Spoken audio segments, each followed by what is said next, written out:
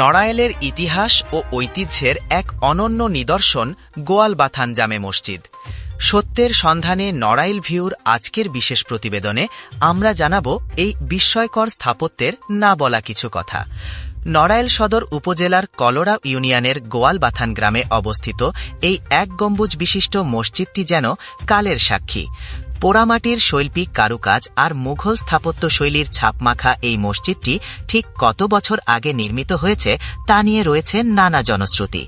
ধারণা করা হয় এটি কয়েকশো বছরের পুরনো।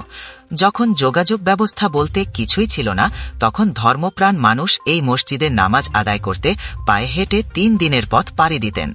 দূর থেকে আসা সেই ক্লান্ত মুসল্লিদের থাকা ও খাওয়ার সমস্ত ব্যবস্থা করত মসজিদ কর্তৃপক্ষ, যা আজও এক অনন্য নিদর্শন। মসজিদের ছাদের মাঝখানে বিশাল আকৃতির একটি গম্বুজ একে আভিজাত্য দান করেছে। এর দেয়ালগুলো বেশ পুরু, যা শত বছর ধরে প্রাকৃতিক দুর্যোগ মোকাবিলা করে মসজিদটিকে অক্ষত রেখেছে। আধুনিকতার ছোঁয়ায় অনেক ঐতিহ্য হারিয়ে গেলেও গোয়ালবাথান মসজিদটি এখনও তার আদি রূপ নিয়ে সগৌরবে দাঁড়িয়ে।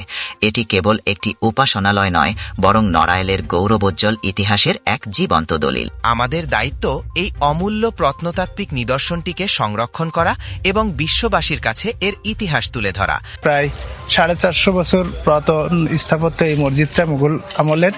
আমরা স্থানীয় ভাবে যতটুকু পারি আমরা এই মসজিদের উন্নয়নের জন্য কাজ করে চলেছি। আল্লাহর ঘর এই মসজিদটাকে উন্নয়নের জন্য সংশ্লিষ্ট সবার প্রতি আমি দৃষ্টি আকর্ষণ করছি। গরমের সময় সে সময় ঠান্ডা আবহাওয়া, আর যে সময় শীতের সময় যাই যখন দরজা খোলে তখন একটা আবহাওয়া লাগে গরম, আর কি সে সময় শীত থাকে না। আমার বাপ দাদা 14 পুরুষ এই মসজিদে নামাজ পড়তেন। প্রায় 500 বছর আগের এই মসজিদ তৈরি হয়।